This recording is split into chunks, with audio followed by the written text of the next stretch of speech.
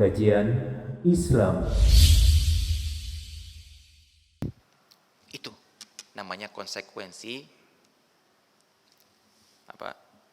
syahadat kita kepada Rasulullah sallallahu alaihi wasallam. Mari kita lihat satu persatu. Berita-berita zaman dahulu. Berita-berita apa yang Allah perintahkan kepada qalam, apa yang Allah ciptakan, apa sebelum langit dan bumi, apa kejadiannya. Kalau memang itu hadis datang dari Rasulullah sallallahu alaihi wasallam tentang apakah makhluk pertama yang Allah ciptakan, apa yang diberitakan kepada qalam, apa yang Allah takdirkan, itu berita yang kita dapatkan dari Rasulullah sallallahu alaihi wasallam, berita-berita yang terdahulu. Ataupun berita-berita yang terdahulu berupa berita tentang Bani Israel. Dulu ada 3 orang yang masuk ke gua. Dulu ada 3 orang, yang satu buta, yang satu botak, yang satu penyakit kulit, penyakit lepra. Dulu ada kejadian gini, ada kejadian gini, ada kejadian gini. Maka kita mendengar itu dan hadisnya sahih, sami'na. Kita patuhi, kita yakini itu adalah suatu berita yang benar. Yang kedua, kejadian-kejadian masa sekarang ini. Apa itu kejadian masa sekarang ini? Yang sedang terjadi sekarang. Apa saja? Kalau bukan kejadian di langit, ya kejadian di bumi. Apa sih kejadian di langit sekarang? Apa kata Rasulullah SAW yang ada di langit dunia? Ada masjid apa di langit dunia? Berapa jumlah manusia yang masuk ke dalam langit ke masjid tersebut? Jumlah malaikat yang setiap hari masuk ke masjid tersebut, Baitul Ma'mur. Apa kejadian di bawah kita? Apa kejadian di alam barzakh? Apa yang dialami oleh orang-orang soleh, orang-orang mukmin yang bisa menjawab pertanyaan dalam kubur? Apa kenikmatan yang mereka dapatkan? Apa siksa yang didapatkan oleh orang-orang yang tidak bisa menjawab pertanyaan dalam kubur di saat ini? Itu disampaikan oleh Rasulullah sallallahu alaihi wasallam, dan itu perkara yang gaib. Langit, apa kejadiannya? Gaib, kita nggak pernah lihat. Yang di bawah, yang di alam barzakh, itu juga perkara yang gaib. Kita belum pernah melihatnya. Namun kita hanya mendapatkan berita saja dari Rasulullah sallallahu alaihi wasallam. Tugas kita adalah sami'na. Dalam berita yang dalam instruksi ata'na. Di sini sami'na, kita dengar, kita patuh, kita dengar, kita yakini, kita percaya.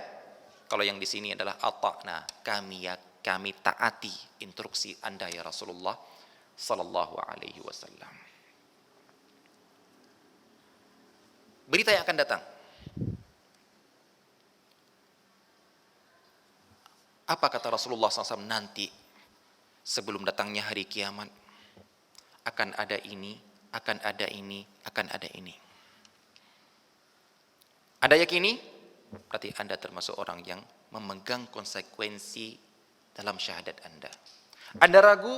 Pertanyakan lagi syahadat kita.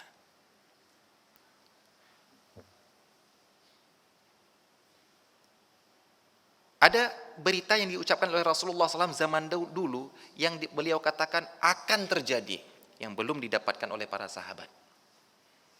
Dan sudah terjadi, dan untuk ditinjau dari zaman kita itu sudah terjadi.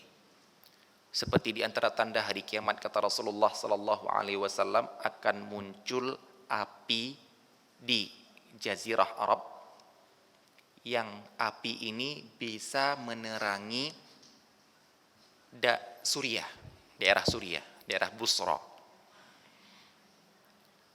Di zaman sahabat belum terjadi, namun itu sudah terjadi kalau dilihat dari zaman kita.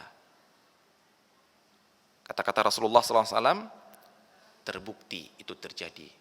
Dan kita walaupun misalnya belum kita lihat ataupun belum terbukti yang akan datang, kita meyakini itu pasti akan terjadi. Apa contohnya? Sebuah hadis, yaitu dialognya Rasulullah sallallahu alaihi wasallam dengan Adi bin Hatim. ketika ada seorang mengeluhkan kepada Rasulullah SAW tentang kemiskinan. Ada orang yang mengeluhkan kepada Rasulullah SAW tentang banyaknya terjadi pembegalan.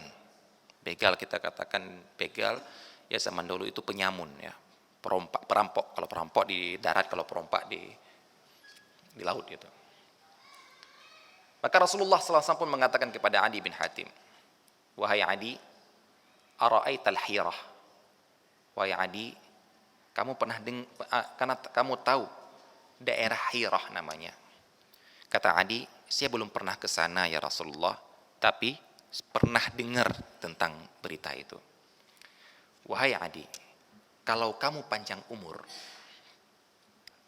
maka suatu saat nanti kamu akan melihat ada seorang wanita yang berjalan sendirian dari Hirah menuju ke Ka'bah, kemudian dia tawaf, dia melakukan manasik, balik lagi sendirian. Adi bin Hatim ketika Rasulullah mengucapkan itu, bayangannya sudah apa? Bayangannya dia, kalau begitu kemana para begal? Karena itu merupakan daerah jalan yang paling banyak penyamun, jangankan satu orang, satu rombongan pun bisa dibegal. Ini Rasulullah SAW mengatakan satu orang wanita. Bayangannya Adi, kemana para begal ini? Rasulullah SAW melanjutkan, wahai Adi, kalau engkau panjang umur, ini masa yang akan datang kejadiannya. Kalau engkau panjang umur, maka engkau akan melihat hartanya Kisra akan dibagikan kepada kaum muslimin. Adi bertanya balik, Kisra bin Hurmuz ya Rasulullah? Yang ada maksudkan itulah Kisra bin Hurmuz. Makin ditambah bin biar jelas. Maksudnya Raja Persia yang sekarang ya Rasulullah? Iya, Raja Persia sekarang. Itu nggak terbayangkan di Adi itu. Negara adidaya yang kuat, akan hartanya akan dibagikan kepada kaum muslimin. Yang ketiga Rasulullah SAW mengatakan, wahai Adi, kalau kamu panjang umur, engkau akan melihat ada orang keluar rumah mau bersedekah satu genggam emas. Satu genggam emas kira-kira berapa kilo? Nah, emas kan merupakan logam yang massa jenisnya besar. Hah? 20 kilo dah. Nah, segenggam bisa 20 kilo ya, atau 12 kilo setengah lah satu batang itu. Dia keluar rumah mau bersedekah, enggak ada yang mau ngambil. Kalau sekarang masih enggak? Nah, 10 ribu aja banyak rebutan, Mbak. Adi bin Hatim mengatakan, setelah sepeninggalan Rasulullah SAW, beliau mengatakan kepada sahabat-sahabatnya, saya lihat sendiri wanita itu. Jadi bukan kata-kata omongan orang lain, saya lihat sendiri wanita itu. Yang disebut oleh Rasulullah SAW zaman dulu akan datang berjalan sendiri, balik lagi sendiri. Saya lihat sendiri dia masih hidup, nggak ada yang begal dia. Yang kedua, saya termasuk pasukan yang mengalahkan Persia. Saya lihat bagaimana perbendaharaannya. Raja Persia dibagi kepada kaum muslimin. Kemudian beliau mengatakan, adapun yang ketiga, saya belum lihat dan saya yakin itu pasti terjadi. Bagaimana keyakinan Adi bin Hatim terhadap sabda Rasulullah SAW yang belum disaksikan pun dia mengatakan pasti akan terjadi. Dan kita juga harus meyakini bahwasanya itu pasti akan terjadi. Nah, yang perlu kita lihat adalah banyak berita-berita gaib yang disampaikan oleh Rasulullah SAW. Baik gaib itu karena memang benar-benar tidak bisa kita lihat, yaitu kejadian di langit sekarang ini. Kata berita-berita tentang Allah kalau berfirman akan didengar oleh para malaikat, malaikat pingsan semuanya. Yang pertama bangun adalah Jibril. Kalau Allah mencintai seorang hambanya di bumi, Allah akan memanggil Jibril, wahai Jibril, aku cinta si fulan, maka cintailah dia. Jibril pun kemudian mengumumkan kepada malaikat di langit. Ini berita-berita gaib, berita di atas langit. Ataupun berita-berita yang di bawah kita, alam barzakh, gaib. Ataupun berita-berita yang akan datang, Dajjal, Ya'juj Ma'juj, kejadian-kejadian yang akan datang, apa yang terjadi, wallahu taala alam. Gaib. Yang ingin kita tanyakan adalah, tolong terangkan secara logika bahwasanya sangat pantas kita meyakini berita-berita disampaikan oleh Rasulullah SAW yang gaib tadi, pantas kita yakini bahwa itu benar. Sekarang ingin saya terangkan secara logika. Secara logika, itu pantas kita yakini bahwasanya berita itu benar walaupun kita tidak pernah menyaksikannya. Baik. Yang namanya logika, saya katakan yang namanya logika adalah, logika itu ilmu masalah perbandingan. Analog. Menganalogikan ini dengan itu termasuk salah satu bentuk logika. Baik, sekarang mari kita lihat menganalogkan dengan sesuatu yang sampai sekarang pun kita yakini walaupun kita belum pernah melihatnya. Baik. Sekarang saya tanya. Planet-planet yang mengelilingi matahari di tata surya kita, ada berapa planet? Siapa yang hafal? Waduh, ini SD-nya nggak lulus ini. Merkurius, Venus, Bumi, Mars, Jupiter, Uranus, Neptunus, Jupiter, Pluto. Dulu waktu SD saya hafal dia adalah planet. SMA keluar keputusan dari NASA, ternyata dia tidak pantas dinamakan planet. Bayangkan Pak, dulu saya hafal dia planet, begitu dikeluarkan oleh NASA dia bukan planet, saya sami'na wa ata'na Pak. Padahal saya tidak pernah melihat planet itu. Siapa yang pernah melihat? Siapa yang pernah keluar dari tata surya kita kemudian melihat planet itu Siapa yang pernah? Gak ada yang pernah kan? Pertanyaan saya, kenapa kita meyakini adanya planet mengelilingi matahari? Siapa yang beritahukan kita? Padahal kita tidak pernah melihatnya. Siapa? Bukan hanya itu, bahkan kita berani menggoblok-goblokkan orang yang gak tahu ada planet. Bukan hanya untuk kita. Begitu kita, kamu tahu gak ada planet? Gak ada planet. Gak sekolah. Enggak sekolah. Enggak tahu ilmu pengetahuan. Kolot. Kalau saya, kamu emang tahu ada planet? Ada 8 planet. Awalnya 9, jadi 8. Itu ilmu pengetahuan baru itu. Bangga kita. Kalau ditanya baliknya, kamu pernah lihat emangnya? Ya enggak pernah. Kok kamu yakin itu ada planet? Ya, nanti kita lihat kenapa bisa yakin itu planet. Siapa yang pernah melihat struktur atom? Tidak ada ya.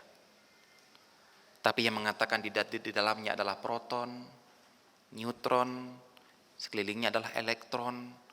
Kalau H cuma 1 elektronnya, kalau itu ada 5. Kenapa Anda percaya? Bahkan tabel Mendeleev Anda hafal. Kalau ditanya, pernah lihat atom secara langsung dengan mata kepala Anda? Enggak pernah. Tapi Anda hafal, Anda yakini, Anda goblok-goblokkan orang yang pernah belajar. Kenapa? Itu ghaib loh Pak. Ghaib. Karena kita nggak pernah lihat.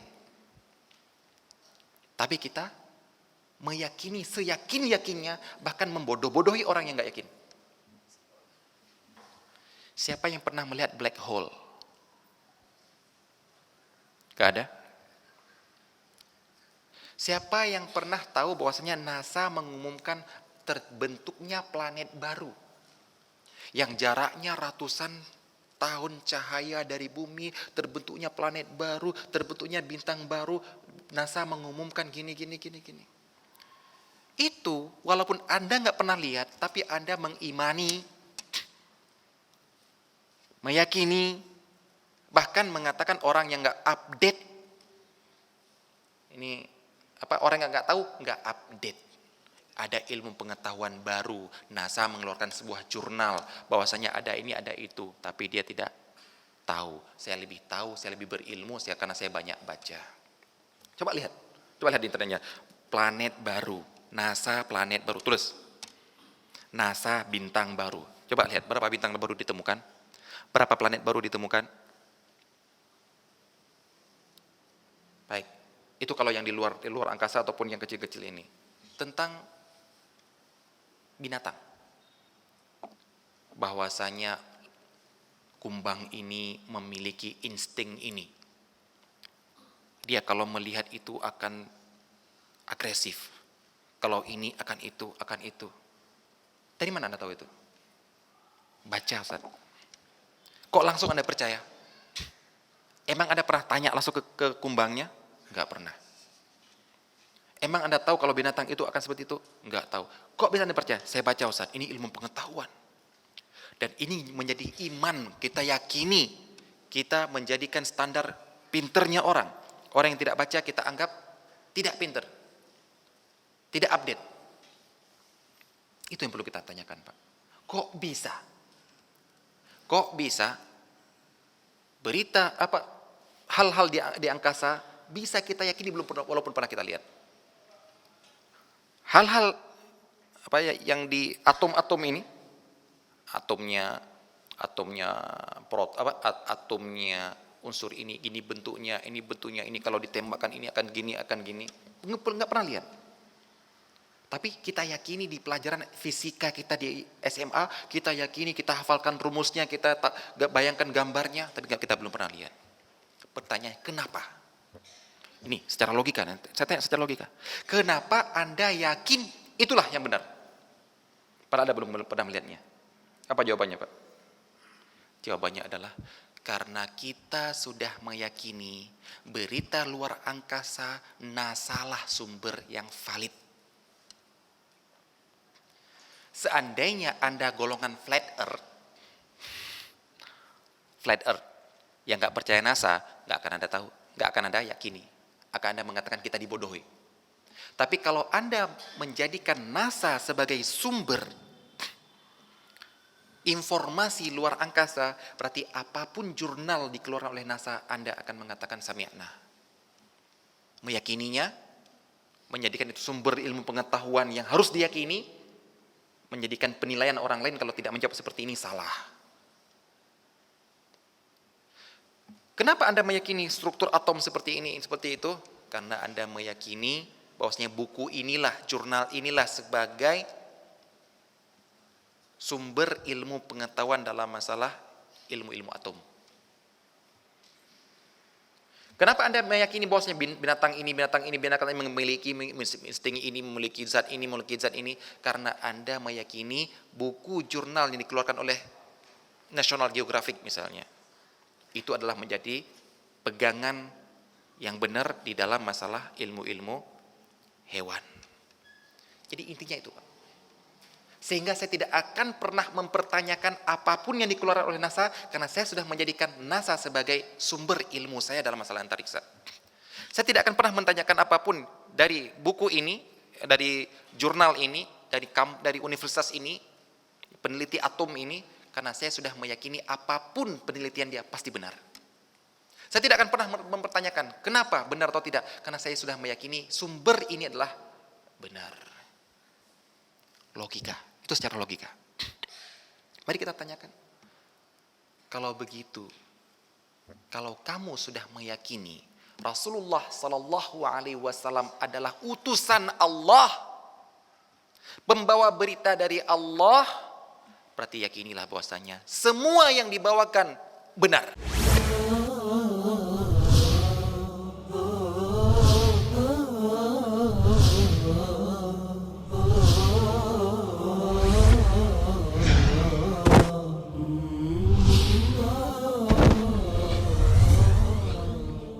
Kajian Islam.